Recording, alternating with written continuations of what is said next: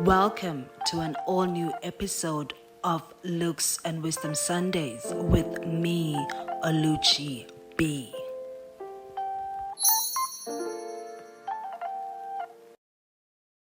Hey guys, and welcome to another exciting episode of Looks and Wisdom Sundays with me, Oluchi B.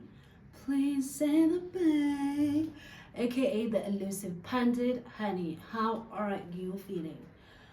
I am feeling good. Actually, I'm excited. It's Pride weekend. We're gonna have fun. I'm gonna be in the streets doing the most, which is exactly why I don't have background support, because all the girls are busy with gay activities. Okay, so I'm here alone shooting this episode alone. But today is not about me. Today is about breast cancer awareness. And our celebrity inspiration is none other than the late Zoleka Mandela. She's from the Mandela family, darling. You know who the Mandelas are? Do you know? So the queen is a breast cancer survivor, and she does speak about her story in her book. So I'm not going to get into now. I'm going to get into it later. But she's an activist, a breast cancer survivor, and an all-around inspiration for everybody who is going through a rough time. Her book doesn't focus on the cancer only. It focuses on her whole life story, from drug addiction, losing children, being sexually abused growing up. And you know what? You know King Dalindyebo, the tree smoker guy. I found out after reading this book that he is actually one of those that sexually abused. You know what? I used to stand the king, but after this information, I'm sorry, no. So yeah, we're gonna get into Zoleka Mandela's story later on. She does speak about her breast cancer and the survival thereof, which is what we're gonna be focusing on for today's episode. So without further ado, you know we love a good definition over here at Looks and Wisdom. So let's get into the definition of what breast cancer is. So breast cancer is a kind of a cancer that begins as a growth of cells in the breast tissue. So this area, block of cells, get bigger, now you have cancer. Signs and symptoms of breast cancer. So one of the most common signs of a breast cancer is a lump or thickened area in the breast area, so you can feel something inside your breast. The second one is that your nipples, you know the nipples, like when you cold, they like stand, but yours are like flat, and they sit like flat in your boobs, and sometimes they turn inwards.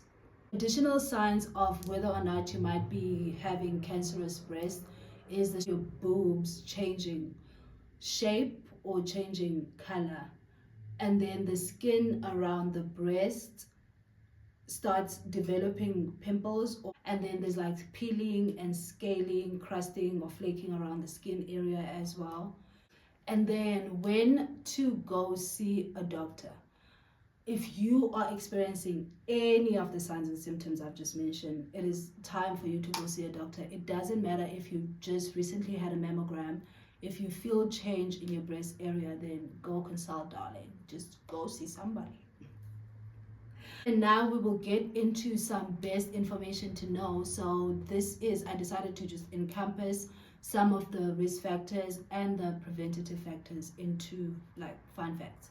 So the first great information to know around breast cancer is that there's something called self-examination, where you can check for the symptoms that we've just mentioned. So the best time to do that is 3 to 5 days after you have started your period. So one of the most interesting things that I actually did find, and this is because people actually always ask me if I'm worried about getting cancer because both my parents were diagnosed, and I always tell them no, because I understand cancer for exactly what it is, and I do get regular checkups all the time.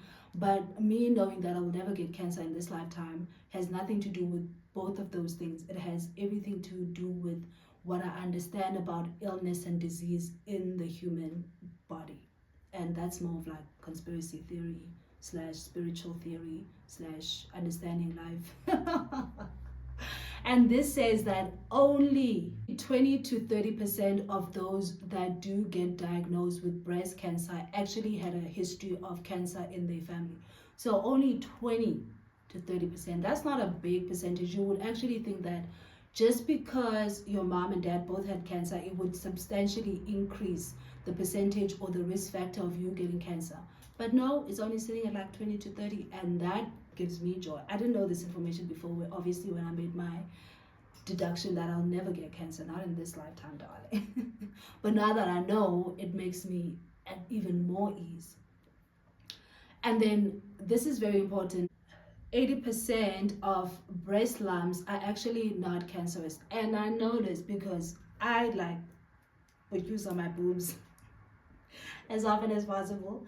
And I mean, if I feel something, then I was like, oh my God, no. But I know that it could be just a tissue in the body, or maybe I'm about to go on my periods. I've just left my periods, so it could be a lot of things. So don't panic, but do panic and go see a doctor. Like, okay. Smoking obviously increases your chances of breast cancer, and so is obesity, and so is non-movement when you're not exercising and actually moving your body. And then omega-3, which I take on a daily basis, by the way, including magnesium. Thank you, Kanye Bao.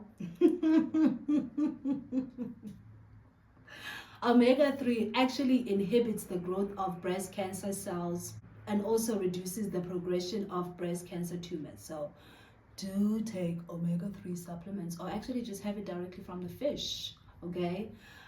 Peanut butter helps in reducing the cancer risk as well, and I put a lot of peanut butter on my smoothie, so hello, happy to know this information.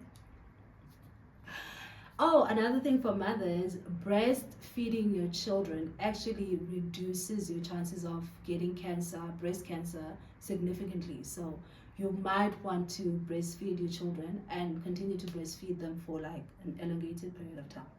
So Lega actually said she breastfed her children for up to like 2 years or something. So you also have a high risk of getting cancer if you start your period early. You also have a high risk of getting cancer if you start your menopause late. You also have a high risk of getting cancer if you have your children later in life, which is what I'm planning. So I'm like, oh my God, this is a panic attack. Also, never having been pregnant and having children later and never being pregnant, it increases. I was like, this is like, no, okay. But anyway, that's true. Exposure to radiation. So if you work in the theater setting or in places where like there's radiation, then it increases your chances of getting cancer. The last one is menopausal hormone therapy, which, so crazy, we spoke about menopause last week, and HRPs were part of the medicine that you can take to decrease the symptoms of menopause. And now we're moving over to breast cancer, and it actually says that the hormone therapy, like the HRPs that you take to reduce the symptoms of menopause, actually might add to another disease, which is cancer. I mean, this is ridiculous. So getting into Zoleka Mandela's story, no, I'm not going to talk about her drug addiction. No, I'm not going to talk about her losing both her children. No, I'm not going to talk about her relationship with the mother. You can buy the book. You know, I always support artists, right? So Zoleka's cancer journey started in 2012, yes, 2012. So in 2011, she actually lost her infant baby, and she says around about 9 months, she started getting some lumps around her breast. And for her, she just thought that because she was taking, what are those tablets again? The ones you use to drop the milk in the breast. Like you would take them if maybe you had an abortion or you had a miscarriage or the baby died in infancy, so you can drop the milk. And then she says the reason why she didn't get help immediately is because she made excuses about the medication, and secondly, she just didn't want to have to deal with having that big of a problem. So 9 months after, she decides, okay, let me go see a doctor. And then the doctor's like, hey girl, sorry, it might be breast cancer. And then she takes more time, a couple of additional months, absorbing the information that she just received and really trying to make sense of the information, I guess, and also trying to protect her own heart, because I mean, she just lost a child and she thought maybe this was punishment from God, and she was open to the option of dying. Even though she didn't get help immediately after finding the lump, she was still early enough for her to know that she had cancer at a very early stage, and it made it easier to get some treatment.